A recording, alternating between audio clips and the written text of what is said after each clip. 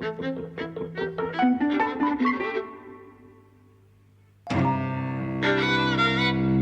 and welcome to Eavesdropping at the Movies. I'm Mike. And I'm Jose. And we've seen The Northman. Yes! Hugely anticipated. The latest film by writer-director Robert Eggers. Co-written by an author named Sjón. I've not heard of. He's Icelandic. And indeed the film is based on an Icelandic medieval mythological figure. Which is also what inspired Hamlet. And latterly The Lion King. It's a story of Amleth, who is this ancient figure in Scandinavian legend. And if you know what I'm talking about with Hamlet and Lion King, then you know the bare bones of this story. A young boy who is being raised to be the heir to a throne. His father is killed by the father's brother. The child escapes, and years later comes back to have his vengeance. And spoilers will be coming up. So even if you know Hamlet and everything, spoilers are coming up almost immediately. That is the bare bones. And what I would say straight up is that I didn't know this. I mean, I knew it was about vengeance, roughly speaking. Yes. I think based on The Lighthouse, which was Eggers' last film, which we loved. I haven't seen The Witch. I know you have. I have, yes. But that was also very well received. Based on The Lighthouse, I was expecting much more complexity in this, I think, in the characters, the motivations and so on. And what I ended up discovering was the appeal for me was the violence. Oh, I love the violence, but I also think it has thematic complexity and, you know, some absolutely, stunning imagery, really. Stunning imagery. It looks sensational. I was just talking to my brother about it over text because he's seen it too, and I know it's the sort of thing he would be looking forward to. And he was saying actually there's something about the look that didn't quite appeal to him, which was, I think, the kind of steadiness of it, which is something that really worked for me. There's a lot of tripod work and a lot of very well orchestrated single takes where the camera moves smoothly and turns with purpose. My brother was sort of suggesting, I don't want to put words in his mouth, but he was sort of suggesting he wanted it a little bit less controlled. Oh, no. That maybe if it was a little more shaky or raw or something, it would have worked better for him. For me, I think that would have made it a little bit too much like Gladiator or something. Yeah, I know. I love this. I love the control of it, actually, because it is a control. I mean, it's a controlled image within which incredibly brutal things happen. Yes, it's a contrast. Yeah, but I also like the idea of a controlled image that's very deliberate. Right, it's the opposite of what we saw earlier in the day, which was Fantastic Beasts, which, it kind of looked, well, it didn't even look particularly pretty, but, kind of, you wanted the thing to represent itself and to do something else, and it never did. And actually in this one it did. I mean, the very first scene with Ethan Hawke kind of going up the hill on the horse, right, the camera and the composition is communicating something about this person's power and authority, and so I really loved and appreciated all of that, actually. I mean, I think I'm going to go out on a limb and risk sounding quite stupid, and there's a whole kind of area of mythological history and kind of local Scandinavian kind of vocabulary that I'm just not... Neither am I. No, don't appreciate about the film that I think it is working with. But I don't think it's necessary to know that, to enjoy this film. It isn't. And I did enjoy it. But, I mean, like I say, I'm going to risk making myself sound maybe a bit stupid by saying I don't think it's enormously deep. I don't think there's really any depth to it. I think it goes essentially down that line of the revenge story, which is to say that it benefits no one. This thing about everyone lives with honour. It's honour to die in battle. Ethan Hawke, which is the child's dad at the start, he says this exactly. I will die on the battlefield. That is where I should die. And this thing about coming back and avenging people, even when it turns out that even when a complication emerges, and that what the main character, what Amleth thinks he's avenging, isn't quite what he thought. Still, it essentially doesn't change what he's doing, and it ends up with this essentially it's like toxic masculinity says avenge people, die on the battlefield, and it benefits nobody, and that's kind of what the film ends up saying. And I don't think it's that's just fairly standard revengey stuff. I don't agree. I mean, I think I think Marvel films are like a good comparison, really. You know, Okay. because I think there are depths here. I mean, he's brought up in this culture. He's given kind of this idea of how to be a man, right, and what to expect. And you know, if you understand kind of, you know, the principles of faith that these people have, it's a way of understanding the world that you get from this film, right?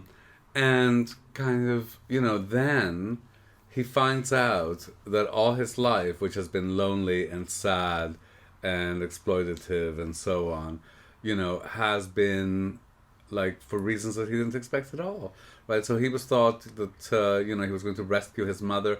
Actually, his mother had his father, spoilers, killed.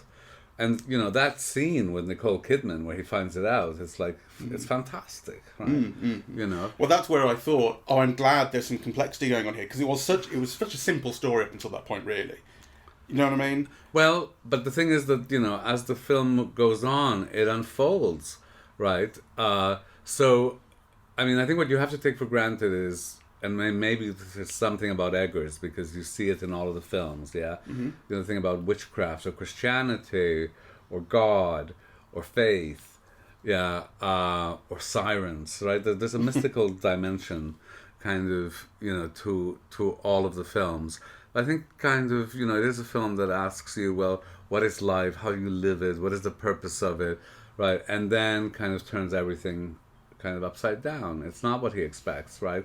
And, you know, the revelation that maybe, you know, his father had been really terrible, you know, that his mother, whom he expected to be something, had actually been just chattel and a slave. And, yeah, I mean, all of those things are kind of, I thought, were really fascinating, really. Well, that's, like I say, where it became interesting, but still, what does it end But up it changing? has it there. So What? it's not just that it's interesting; it's that it's there, right?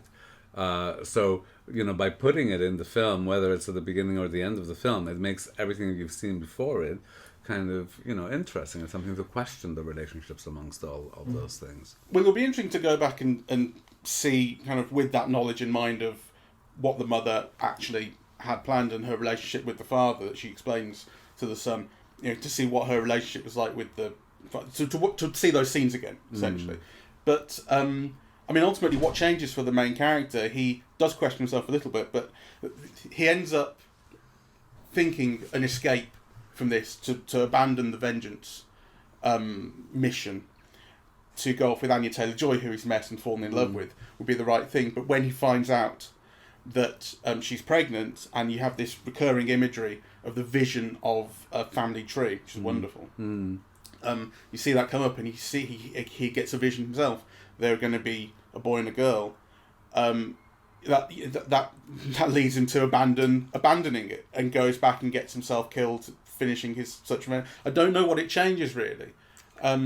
Well, I mean, I think for me, you know, that brings out a kind of a selflessness. So by that point, there's been like a transition in the film, because he's connected, you know, with this woman on a different level.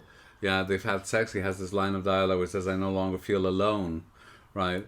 You know, and then that moment of when he realizes that she's pregnant and that she'll have twins, that changes his mind. But it's not about him fulfilling his destiny or whatever. I think he says something like, "It is for the safety of the children, that they'll never be safe while the uncle is still around." Right? You know, so that's the way. That's what he says. You know, he'll protect. It's not an either or thing. It's, you know, you protect your family and get your vengeance. So he's defying fate at that point, actually. Yeah. He says, "It was fated that I would have to choose, and I choose both." Yes. Yeah. So you know, I thought that was like kind of, you know, beautiful and moving. And there are things in the film that I think are very beautiful and moving, and that work almost on a kind of image level, right? You know, so the scene where they make love in the fire, right? I mean, there's something about the way that his skin is lit and the way that her skin is lit. Yeah, that kind of, you see a moment of like, of connection. And in the fire. Yeah, you know, when they finally have sex, yeah, there's a fire, and the fire lights her body, but his body remains like grayed out in the background. I don't remember that image. I remember the image of them making love from far away, and it's just the whole scene is blue and they're in the forest. But I remember a fire. Yeah, no, this is at night, and I think there's a fire. Okay. and you know, he's very muscular, but you just see his legs and his chest. But he's almost like a post-coitally, Yeah. when they're talking, sure. So, you know, and I thought kind of those were very powerful. Also, you know, the imagery of the woman on horseback as a Valkyrie, you know, and the thing is that each of those images have a different sheen. Yeah, it's almost like texturally different. Yeah. So, you know, those images are very glossy and they have color, and I think it's a white horse and it's shiny. Yeah. Whereas actually, in terms of what your brother was saying, I thought it was interesting because I thought, oh God, no, I hope it's not going to be one of those films with a shaky camera where it's all damp and mud and like, you know. But and it really isn't. The mud is beautifully filmed. No, but it does evoke that dampness and harshness and so on, you know. But it does more than that, right? You know, because what I associate with those films that are all about shaky camera and mud and so on is that then nothing gets properly done. So the action is, you know, slash camera all over the place. Well, actually, you know, when action happens here, like, you feel it, right? Yeah, you feel it, and it's beautifully visually orchestrated. It's been thought about and works out how they're going to film this, how they're going to choreograph it.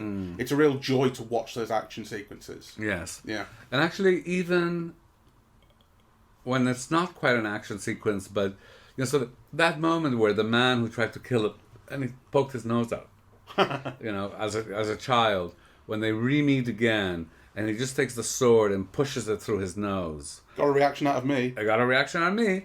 And actually, it's not because it was an action sequence or the excitement of watching, you know, actions.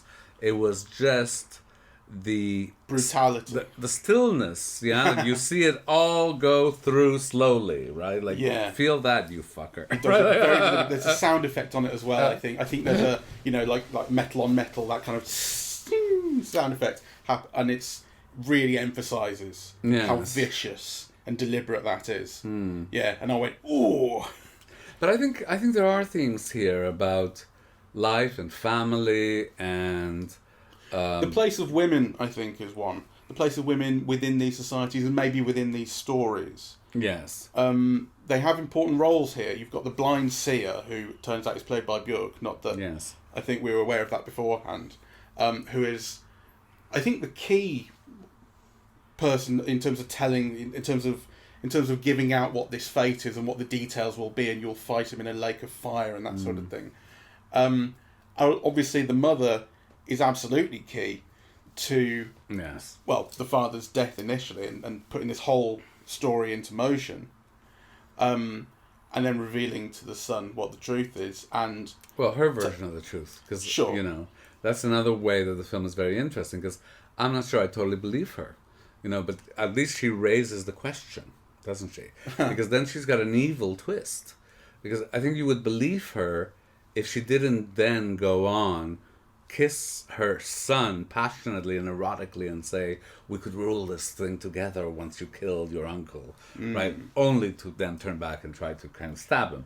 So you know. But did you take that seriously when she kissed him? And because I thought that was, she's mocking isn't the right word, but clearly he's so stunned by this turn of events and this change to what he believed was the case. She is feeding on that. She is feeding on that, you know, and I'm not sure if this is how the film is so interesting, because it opens up the possibility that she is playing with him, but she's also wanting him to believe in that possibility, only to mock him later, right? Because, you know, these things have a time, yeah?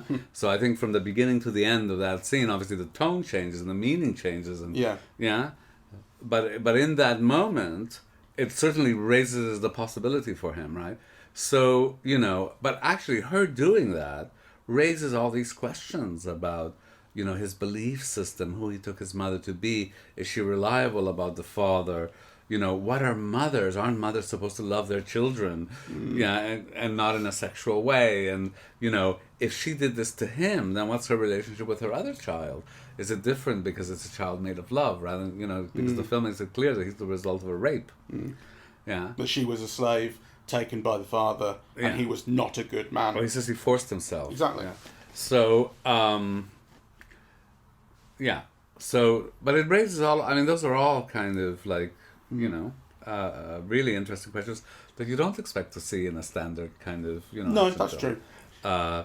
So She's an interesting character. Anya Taylor-Joy's character, I don't think is very interesting, despite the fact that I think she's played beautifully, very evocatively. She's essentially she's got her own reasons for wanting revenge on this uncle figure. She's not part of the family or anything, and I don't think we get much detail about it. But she clearly sees that she can ally with Amleth if he's up for it, and they fall in love. But she ultimately is she's someone who kind of activates a different part of his psyche. He keeps saying, all I've known is hate throughout my life and I'd like to know something else, and he says that to her because she is not deliberately, but she just, by her nature, the fact he's falling in love with her is working on him in a different way. But ultimately she's still essentially someone who just represents something else, the bearer of children. I mean, I think again, yes. I mean, so the film is really all about men, and it's a film about men and men's actions where women play a particular role. So, we can agree on that. But I think her role is actually very interesting, both structurally and in itself, because actually he is part of, an invading force, into her village that's out there just to loot and enslave, right? Like, Yes. And so he turns himself into a slave when he finds out that his uncle is at this particular place where the slaves are being taken.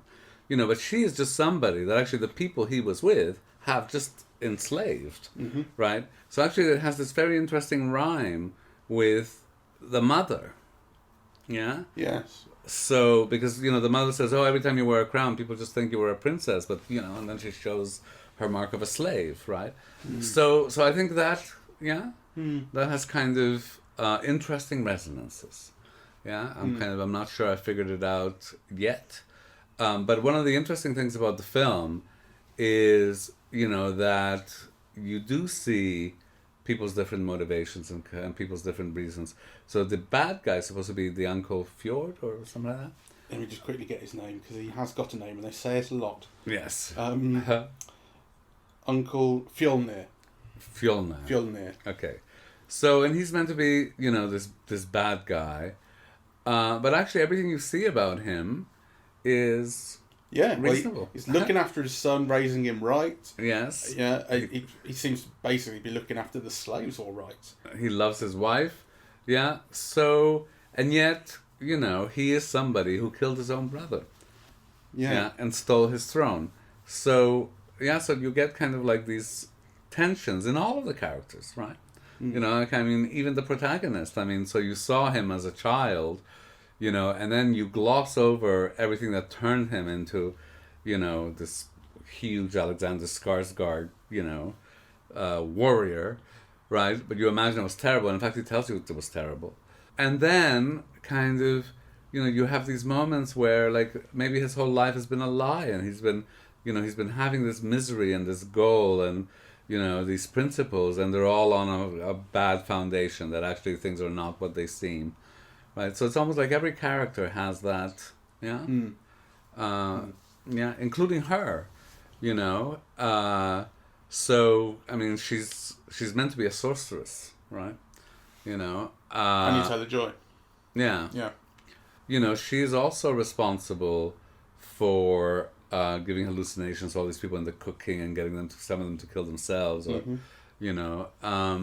so it is very much about a kind of, a survivalist culture with ghosts overhanging, and a kind of an idea of heaven, but that's only open to some, and that's only open to those who participate in violence, which, if you think about it, that's an interesting way of looking at heaven. If you don't die in battle, you don't get into Valhalla. Yeah, it's earning your way there. Yeah. It's an extremely evocative world that the film builds. It's such an intoxicating place to be.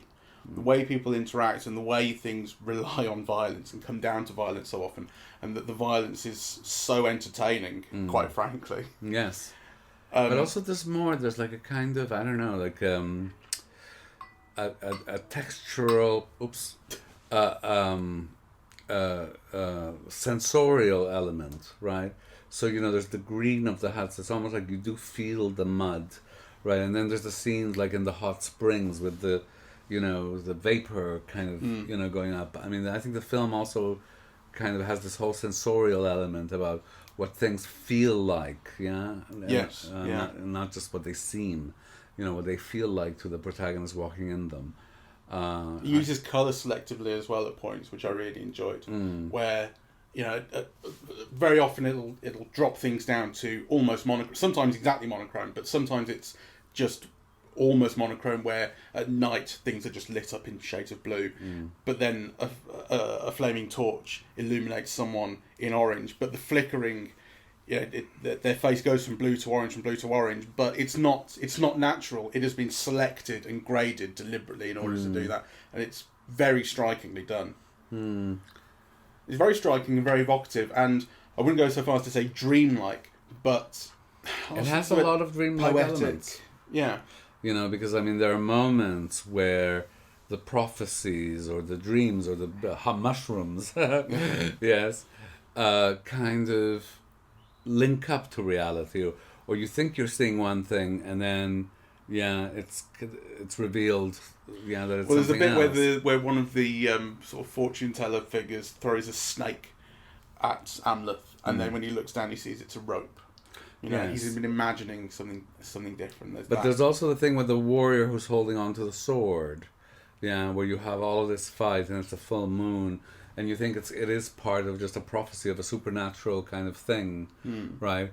And then he wins the sword, and then what you see is the statue or a corpse of a soldier holding the sword, and he just takes it. Yes, he's imagined having to have this battle with this dead figure.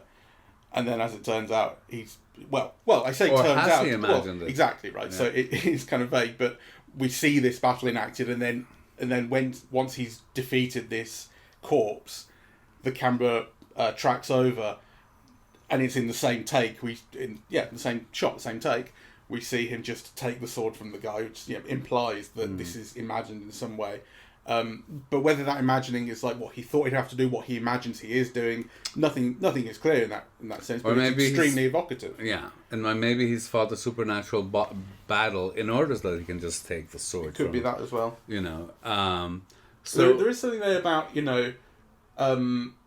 big things that happen in stories, things that are fated. So he's fated to get this sword. That's why he's there. Big things that are supposed to happen in big ways, which is what that fight is. And then it sort of undercuts it if we say that the truth of it is actually that he just takes a sword from a dead man. But we can't say it for sure. But like, it's one way of looking at it, and it's to me quite an amusing undercutting of that idea. Well, I think the richness of this film is that it opens up all those possibilities, by the very fact of showing you one thing and then showing you the other. Right, so then it opens up kind of very different ways of reading that.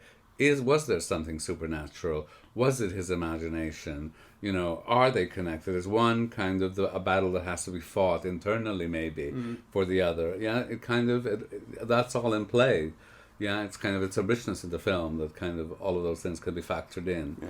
And then maybe kind of see if there are patternings in the rest of the film. Well, another way of looking at it is that undercuts the kind of the ultra masculine tone of these things. The ultra masculine tone would be have this enormous fight, vanquish this great foe, and what ultimately we get is he's just taking a sword off a corpse. Well, maybe, yeah.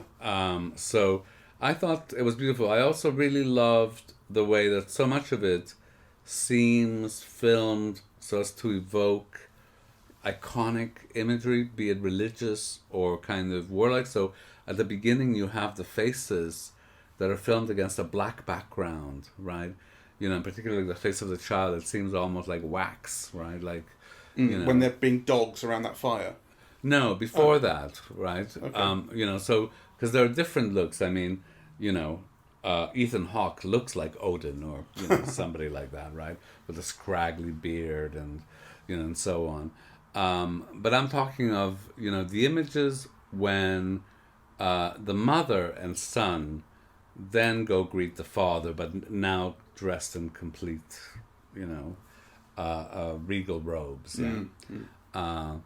So, but that's a recurring thing. So, for example, when he's tortured, right, and you see his bloodied face and he's hanging up, it's like you have the black background, and then you have a kind of a fleshiness, and the reds come out, Yes. and it does seem like a kind of religious imagery or kind of iconic imagery of warriors that you see in wood.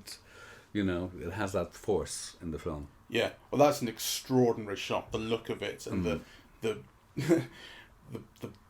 swollen black eye, and the blood streaming out of his mouth and down his beard, and it's moist and it's lit to reflect on that. It's an incredible shot. It's an incredible shot. That's an amazing look. That bit. There's also something about an affinity with animals. I think about that dog and that scene. So this thing about acting as dogs when it's the son, the father, Ethan Hawke, and Willem Dafoe, who is the fool at the start, but also appears to have this soothsaying role. He's the fool and the sage. Yeah. This thing about pretending to be dogs, proving that you're not, and the way they prove it is the father burps and the son farts.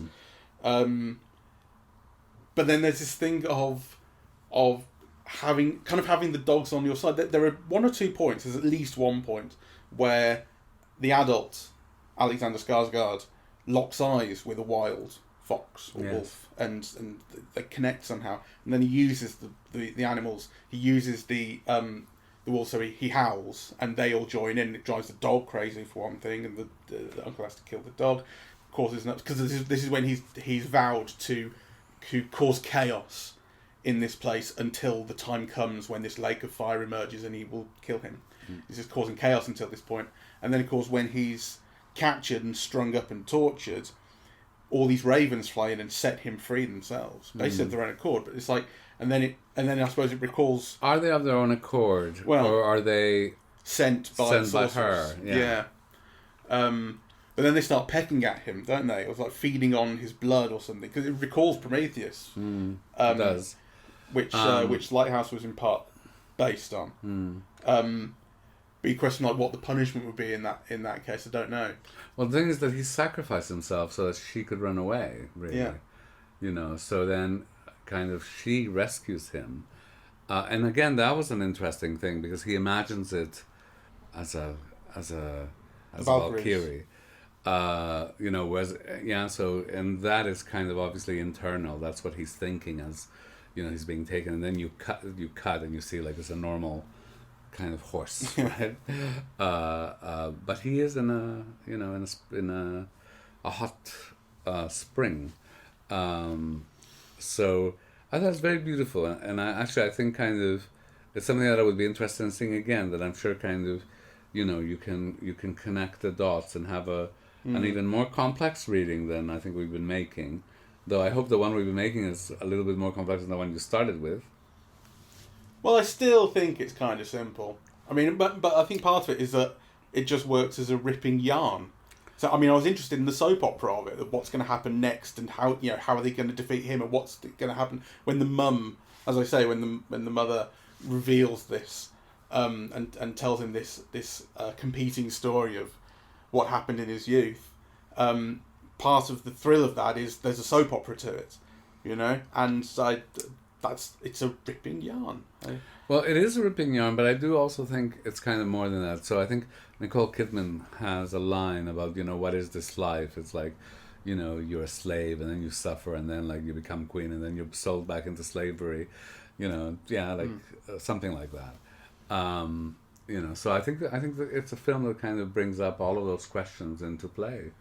And the redeeming thing is love, because actually that is also something that the Alexander Skarsgård character has in common with his mother. Yeah, that kind of so the driving the propeller for the actions of both is she finds a gentleman she loves in the uncle, and thus that motivates the killing of the father, and he stops being lonely and finds this connection with this woman who is pregnant with his children, and that motivates him to jump off the boat and take another course of action than the one he planned. So I think it's very interesting. It gives you stuff to think about. Oh, well, that's nice. It would be nicer if that were the case for you as well. Yeah. I enjoyed it though, and if I saw it again, I would relish the violence a second time. I mean, I don't, I feel like I should, be ashamed of saying that's such a draw, but it was such a draw, and I love the relish and the abandon with which it is so vicious. Well, we have seen so many films that are meant to be about action, the pleasure in action, and so on, that have just so abysmally failed.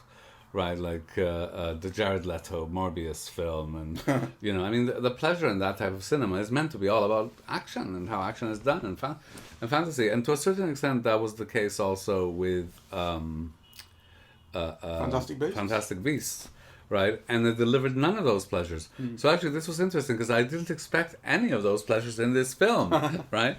And it delivered them, right? I mean, I expected like an art house film. Like yes, the Lighthouse and so on, which I think it kind of is, but it also does the action incredibly well. Yeah, well, it's a big production, and we were saying before we saw it that it's had a big ad campaign, so which is a thrill to see because it looked so appealing, and it is so appealing, because the Lighthouse had a couple of big names in it, Robert Pattinson and Willem Dafoe. And it was a fantastic film, and it made a certain degree of cultural impact, but it was ultimately still an art house film. We saw it at the Mac, that's where it lives. The Northman is getting advertising on buses, billboards, and it's in Cineworld. Like, it's a big movie, and that it is a big movie that is so, unafraid to be, I think it's 15 rated, but to be so violent, and to show gut-spinning so on, because the violence is a thrill in itself, but it's also about...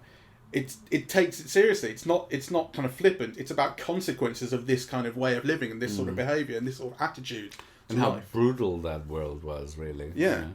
So it's great on a cinema screen. You wouldn't want to live like it. Yeah. Okay, well that's great. So I highly recommend it. I'm planning on seeing it again. Well, that's nice. Yeah. All right. Well, thank you all very much for listening. We're eavesdropping at the movies, and we are on Apple Podcasts, Audible, Google Podcasts, Spotify, SoundCloud, and YouTube. On social media, we're on Facebook and Twitter, and the website is eavesdroppingatthemovies.com. Thank you. Bye-bye.